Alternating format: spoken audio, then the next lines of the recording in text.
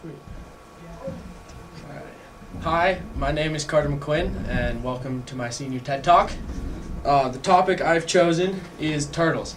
I have turtles that live in a lake near me, and there are a lot of sea turtle species that I've seen in my travels.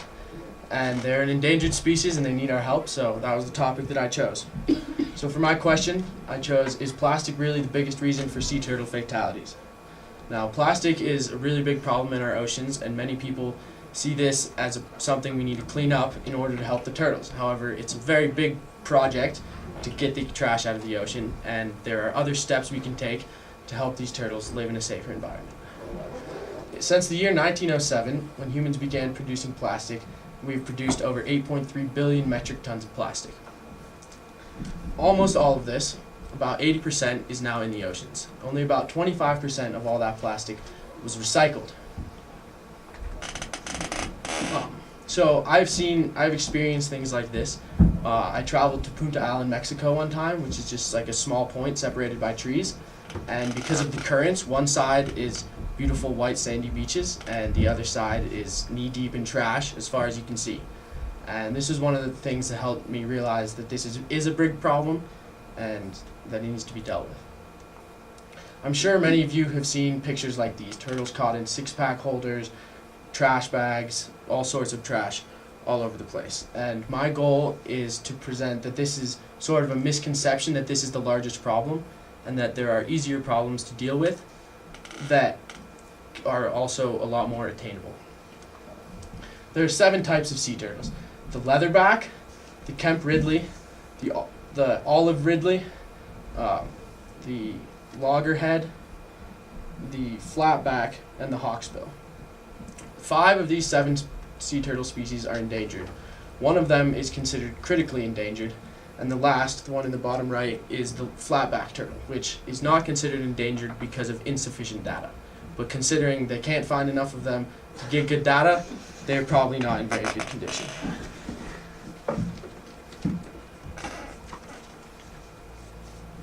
The first problem that these turtles are facing is hatching. When a turtle hatches, its mother digs a hole in the sand 1 to 2 feet deep and lays the eggs. The turtles then hatch and crawl back out of the sand. The biggest problem we're facing with this is the sand being packed down. So many people and cars are driving on beaches these days that the mother turtles don't have soft enough sand to dig down to lay their eggs. Even if the sand was soft enough at the time to lay the eggs, chances are it will be packed down and the turtles will not be able to dig themselves out. There are a lot of efforts to protect these, such as putting fences around the nesting site to allow the sand to stay soft for the turtles to hatch, as well as putting cages over it until the turtles hatch and then they can be transported safely to the water. When I was in Mexico one time, I was walking along the beach and saw a group of people standing around one of these. I went up to see what was going on, and it was a group of marine biologists waiting for the turtles to hatch.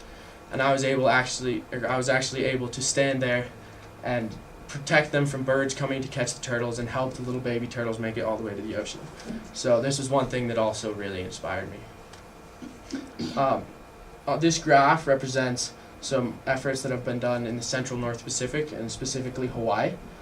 Around the year 1980, there were only about 100 nesting sites in all of the Hawaiian Islands for the green sea turtle, and through conservation efforts such as these, they are now at over 800 nesting sites in 2015.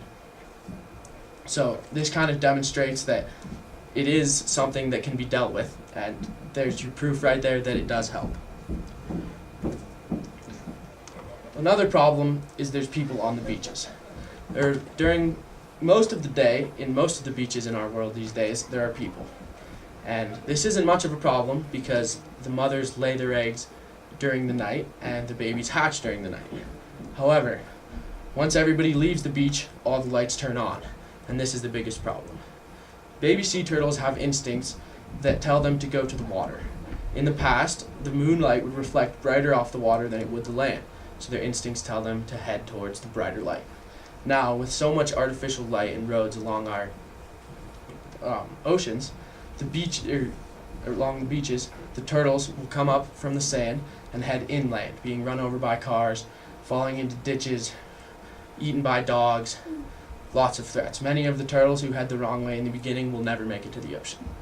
Now, even if they are to make it to the ocean, the light from onshore will keep them in shallow waters, where there are many dangers, such as crabs, any types of fish, including barracudas, birds, and even sea snakes sometimes can eat these.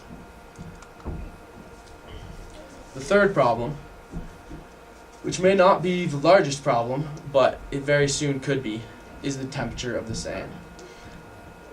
Global warming is slowly raising our water and air temperatures. It's just causing the sand temperature to rise.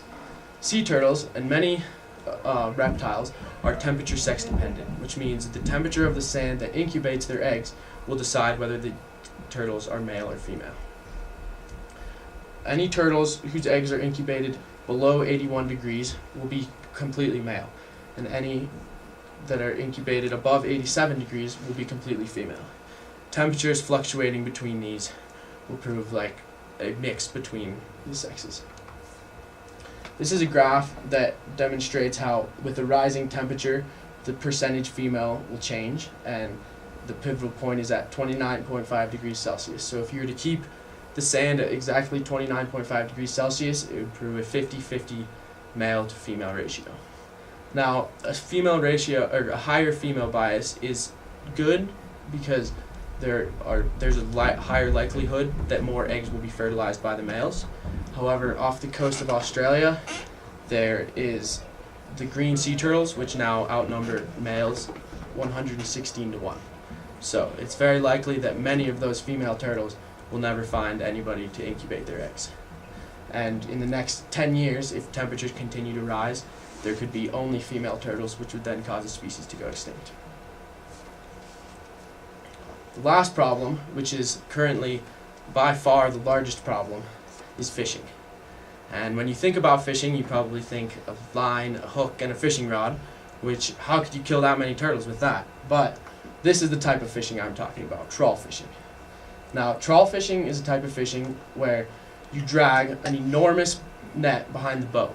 This net, the mouth of the net could be the size of a soccer field sometimes, with boats the size of yachts pulling them. Now, according to NOAA, the fishing fleet in the United States is already 2.5 times larger than what our oceans can healthily sustain.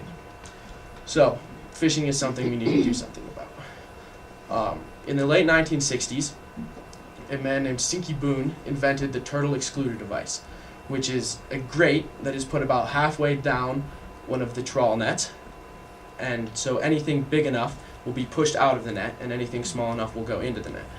This was helpful, and it is an important thing to do. However, many of the smaller turtles, which are the future generation of turtles, will still fit through the grates, and many big turtles, if they're underwater for long enough, will drown. The state of Louisiana also has outlawed any regulations on their fishing. So out of all the states, they have the most barren seafloors because they have no regulations on trawl fishing. The next biggest problem for fishing is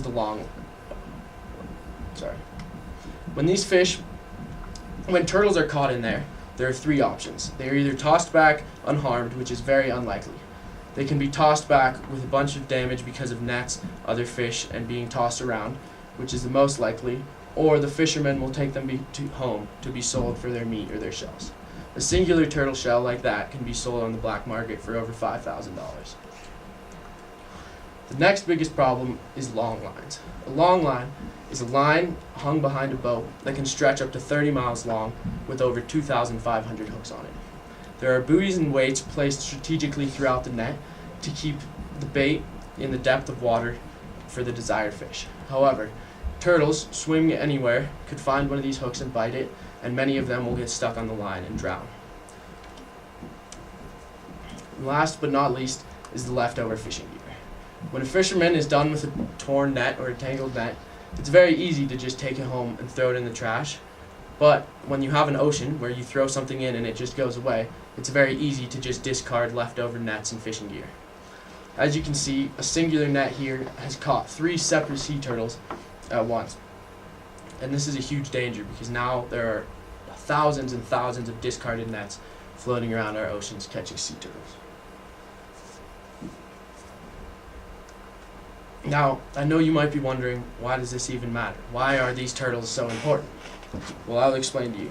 Sea turtles play an extremely important role in our ecosystem. Throughout all stages of their lives, they are part of the food chain. When they're babies, they're food for birds and small fish. Even as adults, they can be food for orcas or sharks.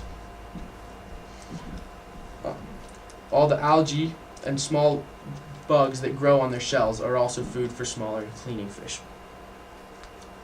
When traveling on shore to lay eggs, the water that drips off them as well as the eggshells provide nutrients for the plants, which keep beaches from eroding as fast.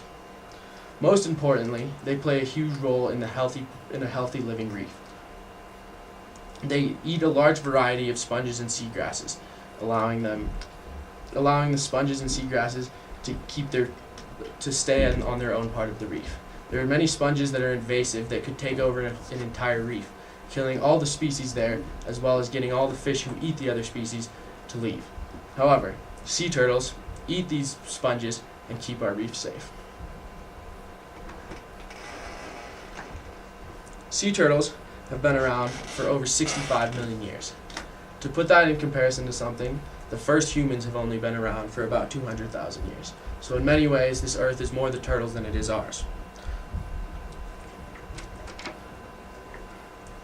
I think we need to put more thought into the different problems that the turtles are facing and address each one individually, as opposed to thinking of the total, we can't help the turtles, there's too much. The graph about Hawaii shows that turtle conservation efforts do help.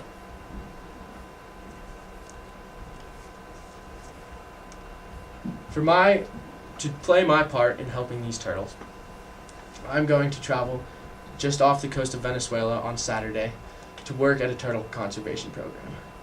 I hope that while I'm here, I'm able to see all the problems these turtles are facing and play my part in this. Most of my paper was about the problems they're facing outside of plastic. However, plastic is a large part of the problem. Anything that anybody can do will help these turtles. Riding your bike instead of taking your car to keep global warming will help these turtles. Buying farm-caught fish as opposed to wild-caught fish will eliminate the possibility that there were turtles killed in trawl fishing while attaining these fish.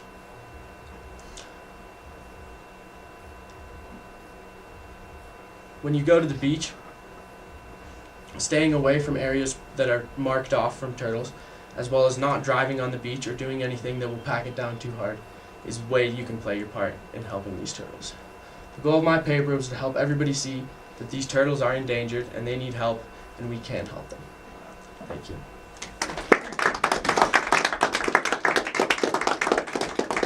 All right. We're going to open it up to questions. So audience members, please feel free to ask questions, and then panelists, you guys as well. Yes, Jack. When did you start getting interested in this topic? I think it really depends. Since I was a little kid, I've always loved the ocean and animals, and there are turtles at my lake, so I've always had a thing for turtles too. When I was in Mexico and I was able to experience helping the baby sea turtles out of the nest, was probably when I first decided that turtles are a species that I really like. But I think as I started doing this project, I knew I wanted to do something about the ocean and something about animals, and deciding that turtles were the ones that needed the most help is probably what made me choose this topic.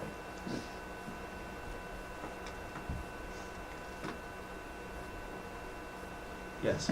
I'm just interested to know, like, it seems like there's a variety of problems, and some of them are really long-term and super large, like the climate change issue, right? Mm-hmm. And some of them are much shorter and more specific. Like, where do you think of the short-term problems outside of climate change that we need to turn our attention, and what kinds of actions can we take on those things?